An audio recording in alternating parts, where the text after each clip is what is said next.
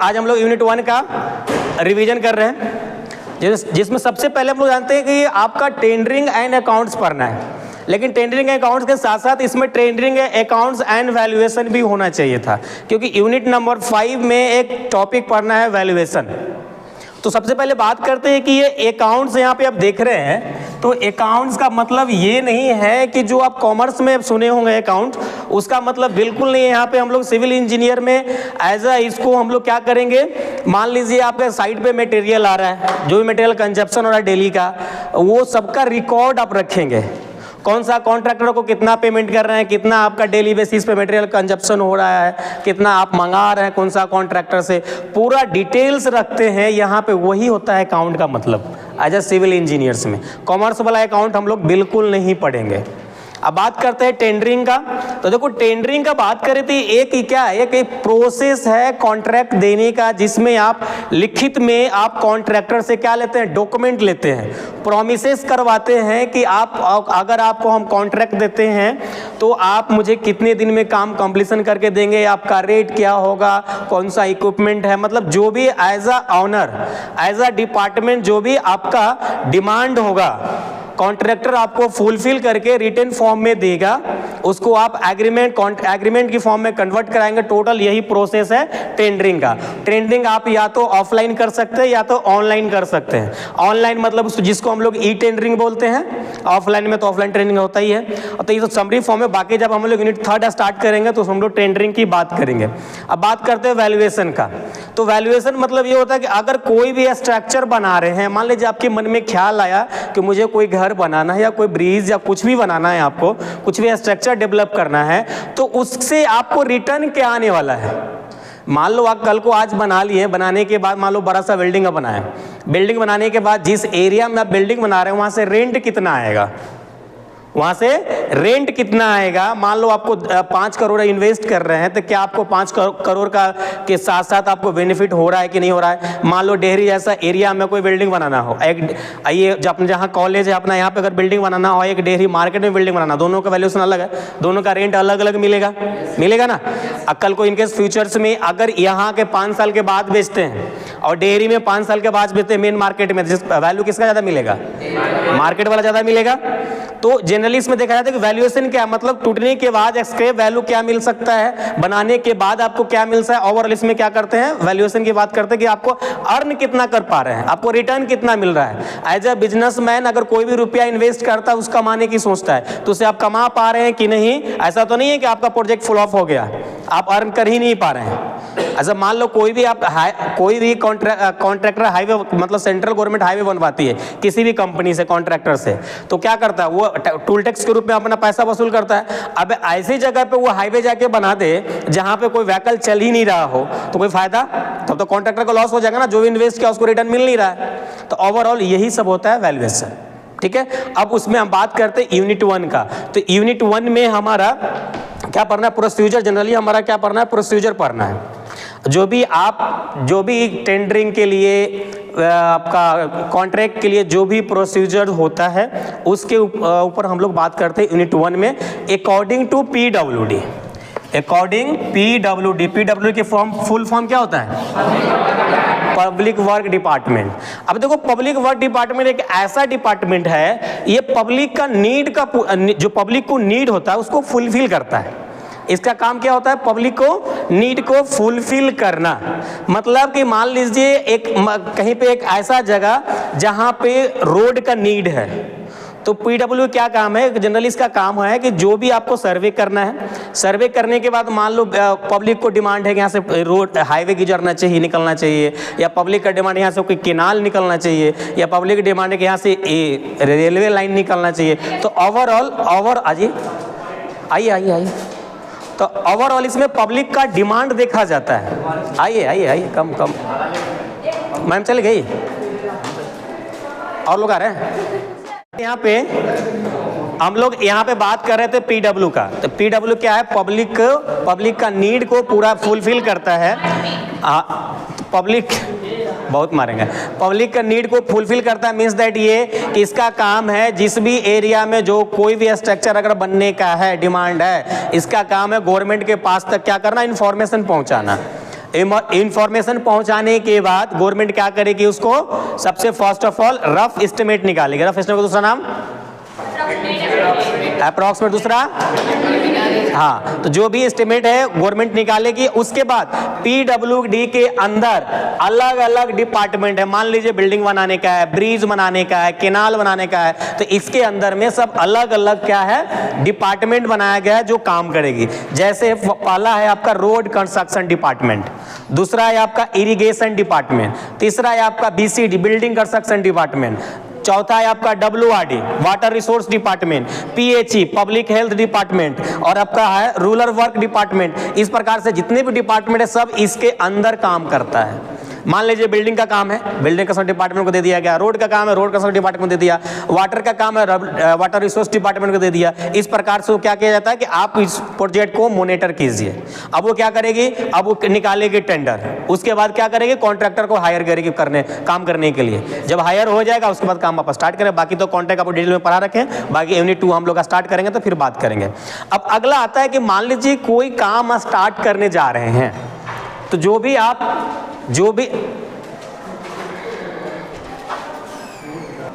देखिए, मान लीजिए कोई आप कंपनी बनाने जा रहे हैं, मान लीजिए आपको छोटा मोटा कोई कंपनी बनाना करते, मान लीजिए कि आप कोई कंपनी बनाने जा रहे हैं, तो कंपनी बनाने के लिए आप सेटअप करेंगे ना, सेटअप करेंगे, ऑफिस बनाएंगे, आपको मैन पावर चाहिए होगा, सब हर कुछ चाहिए होगा। तो उसी प्रकार से पीडब्ल्यू में भी एक सेटअप होता है, एक होता है एडमिनिस्ट्रेशन सेटअप, एडमिनिस्ट्रेशन सेटअप में एक दूसरा होता है आपका ऑर्गेनाइजेशन सेटअप, दो होता है। अब देखो ये एडमिनिस्ट्रेटिव सेटअप में क्या क्या होता है, कोई आइडिया याद है कुछ, क्या होता है? देखो एडमिनिस्ट्रेशन में मतलब एडमिनिस्ट्रेशन अगर जैसे ही आपके माइंड में आए तो आपको क्लिक करना चाहिए कि गवर्नमेंट की बात हो रहा है, तो सबसे ऊपर आपको गवर्नमेंट बैठे रहेगी, उसके नीचे जस्ट मंत्री साहब होंगे, उसके नीचे कौन सा होंगे चीफ इंजीनियर, उसके नीचे उसके नीचे उसके नीचे उसके नीचे और उसके नीचे सुपरवाइजर, सुपरवाइजर के नीचे skilled labour, semi skilled labour और अनस्किल्ड लेबर। ये पूरा क्या है एडमिनिस्ट्रेशन सेटअप है। अब एक होता है ऑर्गेनाइजेशन सेटअप। अब एक आपका ऑर्गेनाइजेशन सेटअप होता है जिसमें पूरा प्रोजेक्ट को आपको हैंडल करना है। तो मान लीजिए एक आपको प्रोजेक्ट यानी बिल्डिंग बनाना है, मान लीजिए सपोज दैट आपको एक कोई बिल्डिंग बनाना है, तो इसके लिए आपको सबसे पहले फर्स्ट ऑफ ऑल क्या होगा माइंड में आएगा, सबसे पहले तो जमीन मिल जाए, लैंड आप एक्वायर करो, उसके बाद फिर मटेरियल की बात करोगे। तो जनरली बेसिकली देखा जाता है कोई भी प्रोजेक्ट सेटअप करने के लिए सबसे पहला आपको गवर्नमेंट तो आपको जमीन दे देगी, तो आपको एज ए डिपार्टमेंट आपको जमीन से लेना देना तो है ही नहीं। सबसे पहला आपका मटेरियल कहाँ से मिलेगा, दूसरा आपका लेबर कहाँ से मिलेगा, और तीसरा है आपका टेक्निकल, मतलब अगर डिपार्टमेंट है आपके अंदर इंजीनियर्स होना चाहिए, टेक्निकल वर्कर होना चाहिए, जो भी है आपका। तो सबसे पहला मान लीजिए मटेरियल है, तो मटेरियल या तो कॉन्ट्रैक्टर सप्लाई करेगा विथ मटेरियल दिए होंगे तो, या डिपार्टमेंट करेगा लेबर रेट में दिए होंगे तो, दोनों से एक कोई सप्लाई करेगा मटेरियल को। और दूसरा लेबर को मान लीजिए आप साइड पे लेबर रखे हैं, अगर आप खुद काम करा रहे हैं डिपार्टमेंटली वाइज काम हो रहा है तो आपको लेबर को खुद एंगेज करेंगे, यही करेंगे ना, लेबर को खुद एंगेज करेंगे, लेबर को खुद खड़ा होके एज ए इंजीनियर आपको काम कराना पड़ेगा। या तो कॉन्ट्रैक्ट देंगे तो कॉन्ट्रैक्टर क्या करेगा, उसका आदमी खड़ा होकर काम कराएगा, उसका सुपरवाइजर हो सकता है, इंजीनियर हो सकता है, फोरमैन हो सकता है, जो भी उसका होगा आदमी वो काम कराएगा, ठीक है।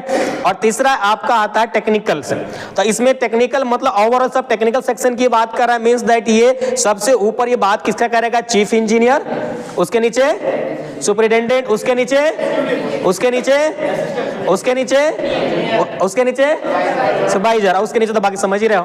तो ये ओवरऑल क्या होता है आपका ऑर्गेनाइजेशन सेटअप होता है, ठीक है। अब आता है आपका फंक्शन ऑफ पीडब्ल्यूडी, ये होता है ना फंक्शन ऑफ पीडब्ल्यूडी, मतलब पीडब्ल्यूडी के फंक्शन के इसका मतलब ये हो गया कि मान लीजिए आपका चीफ इंजीनियर है, तो चीफ इंजीनियर के क्या काम है, वो डायरेक्टली रिस्पॉन्सिबल है किसको, गवर्नमेंट को, जो मंत्री साहब होंगे उसके ऊपर उसको क्या करेंगे रिस्पॉन्स बताना पड़ेगा, रिस्पॉन्सिबिलिटी लेना पड़ेगा। देखो जब भी अगर मान लो साइट पे कुछ भी होता है तो डायरेक्ट नीचे वाले को, जूनियर इंजीनियर, फोरमैन, सुपरवाइजर को नहीं पकड़ा जाता है। गवर्नमेंट सबसे पहले किसको पकड़ेगी? चीफ इंजीनियर्स को। चीफ इंजीनियर क्योंकि रिस्पॉन्सिबल है किसको? गवर्नमेंट के लिए। चीफ इंजीनियर किसको पकड़ेगा? सुपरिटेंडिंग इंजीनियर को, क्योंकि वो सुपरिटेंडिंग इंजीनियर रिस्पॉन्सिबल है चीफ इंजीनियर के लिए। अब जब सुपरिटेंडिंग इंजीनियर को कुछ अगर पकड़ना होगा तो किसको पकड़ेगा? Executive engineer. नहीं, एग्जीक्यूटिव इंजीनियर रिस्पॉन्सिबल होता है, सुपरिटेंडेंट इंजीनियर को जवाबदेही होता है कि आप जवाब दें कि साइट पे क्या हो रहा है, वर्क सही से हो रहा है या नहीं हो रहा है। फिर जस्ट उसके नीचे अगर आएगा तो कौन होगा जिम्मेदार? Assistant engineer. Assistant engineer directly responsible होता है एग्जीक्यूटिव इंजीनियर्स का, और जेई डायरेक्टली रिस्पॉन्सिबल होता है असिस्टेंट इंजीनियर्स का। तो यही होता है function of PWD total overall. Clear? यही सारी चीजें हम लोग ने लिखित फॉर्म में पढ़ा था, जो कि लगभग 15-20 दिन तक चला था क्लास आपका। ठीक है, अगला आता है आपका PWD initiate, PWD process of initiate work. मतलब ये कि इसको आप वर्क किस प्रकार से करेंगे। मतलब जनरली यहाँ पे ये देखा गया है कि आपका इसमें अलग अलग एडमिनिस्ट्रेशन अप्रूवल, उसके बाद टेक्निकल सैंक्शन, उसके बाद बजट सैंक्शन। मीन्स दैट ये कि अगर हम एडमिनिस्ट्रेशन अप्रूवल की बात करें तो कब लिए जाते हैं? मान लीजिए आपके मन में ख्याल आया कि वो आपको बिल्डिंग बनाना है, तो सबसे पहला ये होगा कि आप पैकेट देखोगे पैसा है या नहीं, यही ना। मान लो मार्केट से कपड़ा खरीदना है, सबसे पहले तो पैकेट तो होगा ना। अब अगर पैकेट में पैसा नहीं तो मम्मी को पापा को बोलेंगे हमको पैसा चाहिए वो कपड़ा खरीदने के लिए, तो बोलोगे कि नहीं बोलोगे? क्लियर? तो आप उसके बाद देखोगे, तो अगर पैसा नहीं तो क्या करोगे? घर वाले से पैसा लोगे। सेम केस यहाँ भी है। अगर मान लो गवर्नमेंट के मन में ख्याल आया कि मुझे कोई भी बिल्डिंग, रोड, हाईवे कुछ भी बनाना है, तो क्या करेगी? सबसे पहले इंफॉर्मेशन देगी अपना मंत्री साहब उस डिपार्टमेंट का, वो चीफ इंजीनियर के पास जाएगा। जैसे आपको सीढ़ी बना है ना, तो ऊपर से डायरेक्ट नीचे तक जेई साहब तक आएगा इंफॉर्मेशन कि इस एरिया में, इस लोकेशन पे एक प्रोजेक्ट स्टार्ट होने वाला है, जिसका आप सर्वे करके बताइए, अप्रोक्स एस्टिमेट निकाल के बताइए कितना कॉस्ट लगने का है, जिसको हम लोग बोलते हैं अप्रोक्सीमेट एस्टिमेट, दूसरा प्रीलिमिनरी एस्टिमेट, और क्या का नाम है? रफ एस्टिमेट का, और हाँ। तो एक तरीके से क्या होगा, ओवरऑल पूरा आप रफ एस्टिमेट तैयार करेंगे। रफ एस्टिमेट तैयार करने के बाद आप क्या करेंगे? फिर जैसे आपके पास आया तो साइंस सीधे ऊपर की तरफ आप चीफ इंजीनियर तक पहुंच जाएगा। जैसे चीफ इंजीनियर के पास आएगा, गवर्नमेंट के पास चला जाएगा। अब गवर्नमेंट क्या करेगी? अब उसको पता हो गया कि लगभग एक अमाउंट मुझे इस बिल्डिंग बनाने में इतना लगने का है। अब गवर्नमेंट कह रही है अच्छा ठीक है इतना तो हो गया। अब फिर से चीफ इंजीनियर को कांटेक्ट किया जाएगा, काम कीजिए, रफ एस्टिमेट तो बन गया, लेकिन ऐसा स्ट्रक्चर बनाना है जो हमारा इकोनॉमिकल हो, मतलब कम खर्चे में ज्यादा मजबूती चाहिए होगा।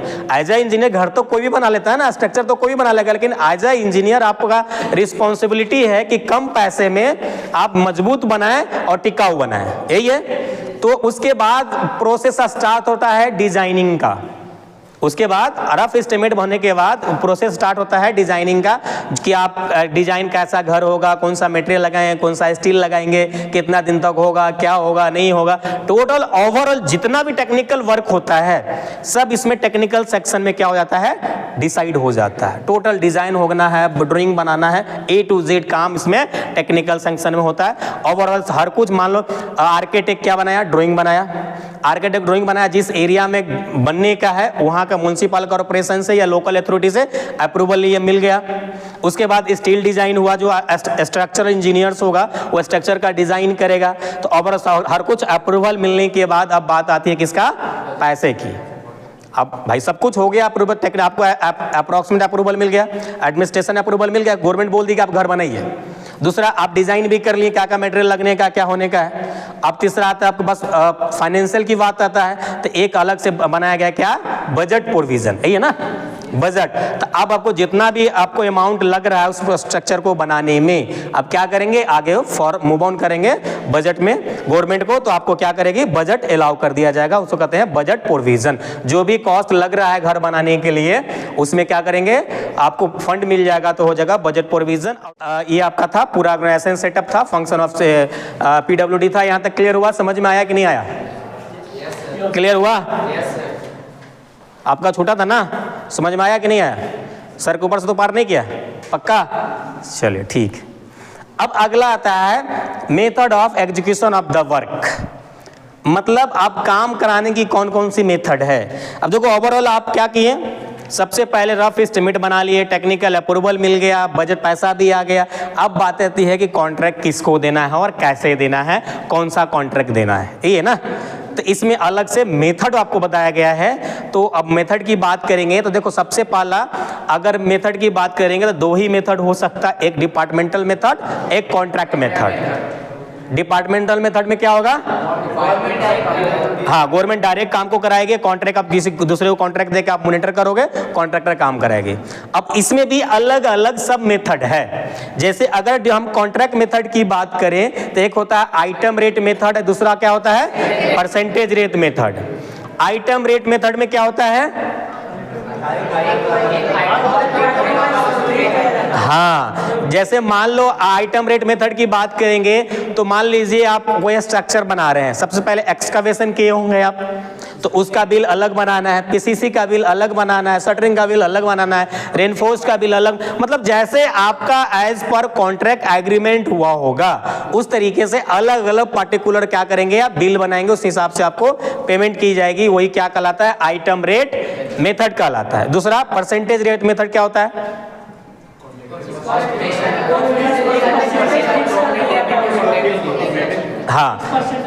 हाँ देखिए परसेंटेज रेट मेथड में क्या होता है कि आप क्या करोगे, कॉन्ट्रैक्टर के साथ एग्रीमेंट करोगे, बोलोगे कि आप कोई भी स्ट्रक्चर बनाइए, बनाने के बाद आपका जो भी लागत लगा होगा, जो भी कॉस्ट लगा होगा वो तो आपको दे ही दी जाएगी, साथ में कुछ फिक्स अमाउंट बेनिफिट के रूप में कुछ परसेंट को, मतलब मान लो 5 लाख लग रहा है टोटल खर्च, तो 5 लाख का 2% 3% जैसा एग्रीमेंट हुआ होगा वैसा आपको क्या करेंगे, उसको प्रॉफिट के रूप में दे देंगे। क्या वही क्या कहलाता है, परसेंटेज रेट मेथड कहलाता है। क्लियर, चलिए अब अगला है आपका डिपार्टमेंटल मेथड।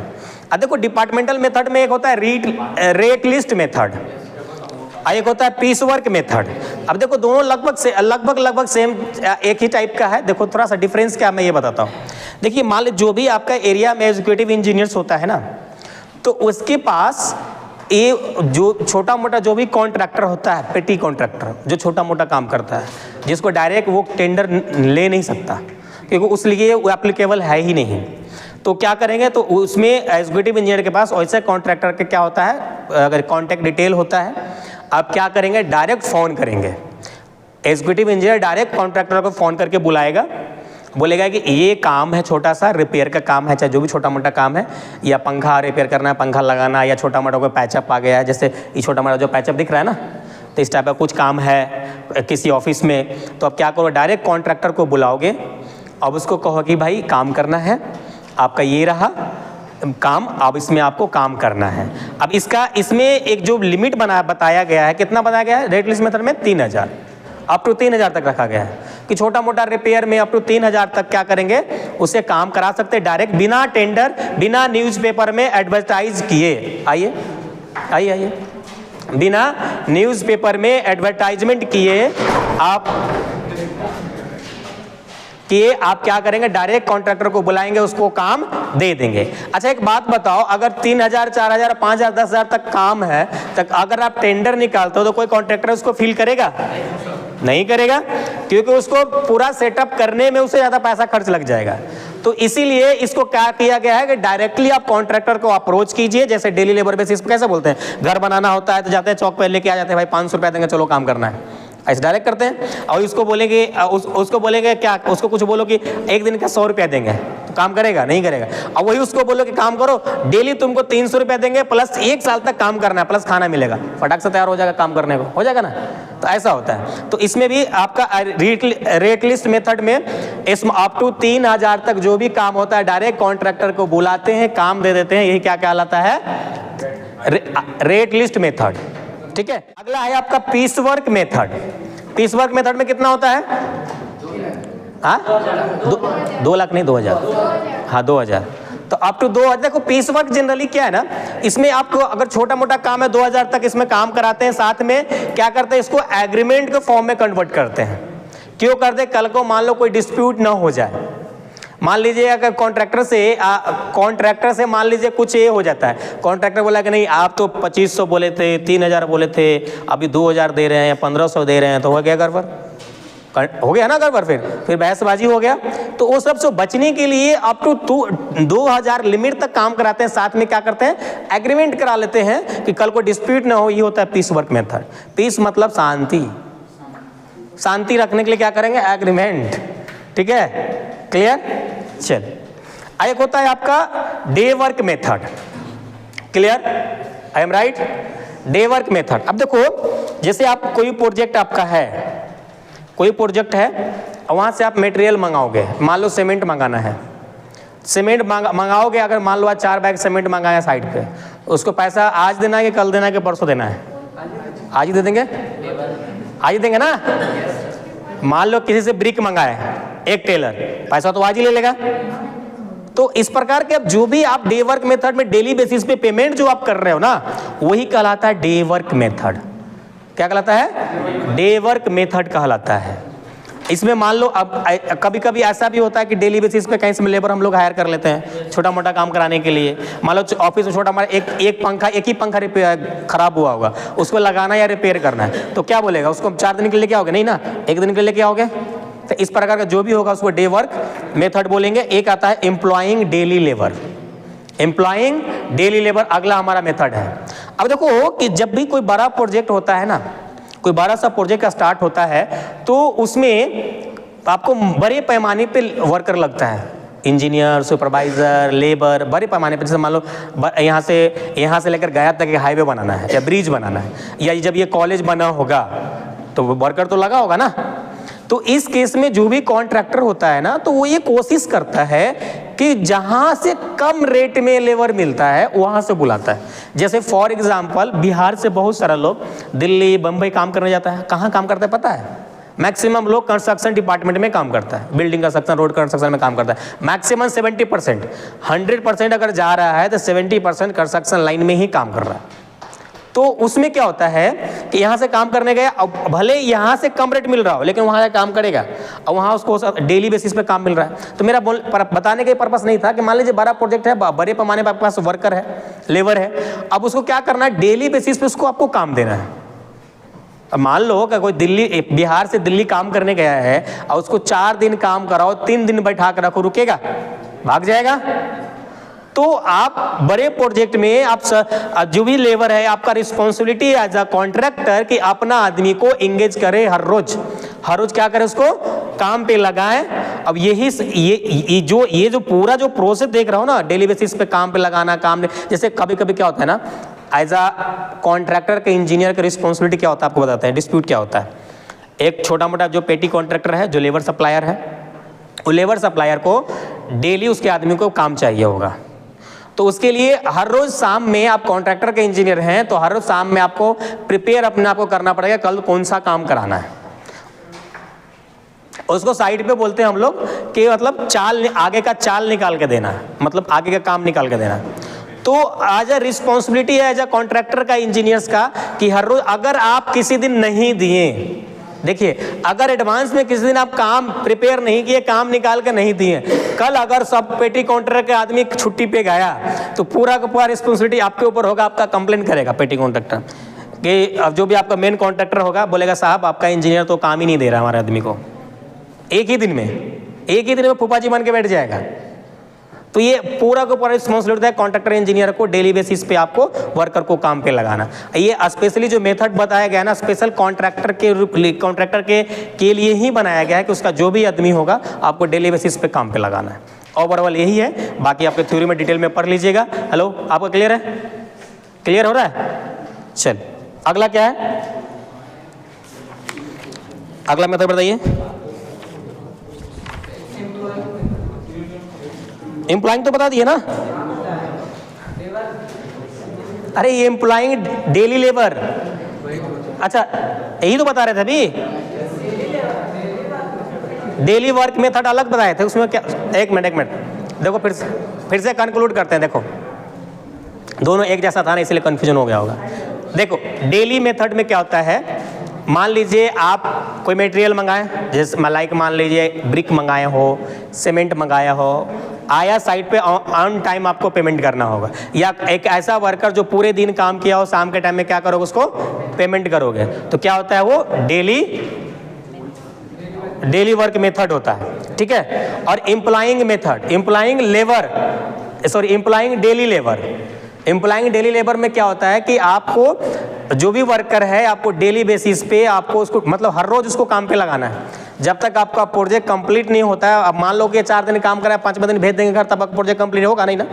तो जब तक आपका प्रोजेक्ट है, आपका रिस्पॉन्सिबिलिटी है, जो भी वर्कर है जिसको डेली बेसिस पे पेमेंट मिल रहा है, पैसा मिल रहा है, उसको हर रोज क्या करेंगे, आपको काम पे लगाना है। एज अ कॉन्ट्रैक्टर का, इंजीनियर्स का काम है। अगर डिपार्टमेंटली काम चल रहा है तो डिपार्टमेंट का इंजीनियर्स का काम है कि हर रोज उसको काम पे लगाना है। क्लियर? चल अगला देखो जी, अगला कौन सा बचा? बाकी एडवांटेज डिसएडवांटेज आप लोग देख लीजिएगा। अब मुझे लगा खत्म हो गया तो पूरा। एक लास्ट है, देखो एम्प्लॉइंग डेली लेबर में था मास्टर रोल। मास्टर रोल था ना, मास्टर रोल कितने प्रकार का होता है? 2 प्रकार का होता है। फर्स्ट मास्टर रोल में क्या होता है, देखो फर्स्ट मास्टर रोल में डेली बेसिस पे क्या करोगे, अटेंडेंस बनाओगे। मेरे पास मास्टर रोल है कि नहीं? नहीं है। डेली अटेंडेंस बना रहे हैं ना आप लोग का? ये जो देख रहे हो यही आपका क्या है, मास्टर रोल है। सबका एक ही होता है, ठीक है। देखो मास्टर रोल में पार्ट 1 में आप क्या करते हैं, जो डेली बेसिस पे अटेंडेंस बनाते हैं। पार्ट 2 में आप क्या करते हैं, जो भी मटेरियल आपका कंजप्शन हो रहा है, आ रहा है या कंज्यूम कर रहे हैं, उसका डिटेल लिखना होता है, ठीक है। यही होता है। तो ये इसी के साथ हमारा यूनिट 1 का खत्म हुआ। अब बताइए अभी तक फिर से बता दें, कोई बात नहीं, अभी बताता हूं। देखिए मास्टर रोल क्या होता है, मास्टर रोल 2 प्रकार का होता है, पार्ट 1 पार्ट 2 ऐसा करके होता है। तो पार्ट 1 में क्या होता है कि जो भी वर्कर काम कर रहा है डेली बेसिस पे उसको क्या करना है, अटेंडेंस बनाना है। पार्ट 2 में क्या होता है कि जो भी मटेरियल आपका कंजप्शन हो रहा है उसमें उसको क्या करते हैं, मेंटेन करके रखते हैं, लिख के रखते हैं। वही होता है आपका पार्ट 2 में मास्टर रोल का, ठीक है। चलिए तो इसी के साथ हमारा यूनिट 1 खत्म हुआ। अब बताइए यूनिट 1 का अभी तक कोई समस्या है तो?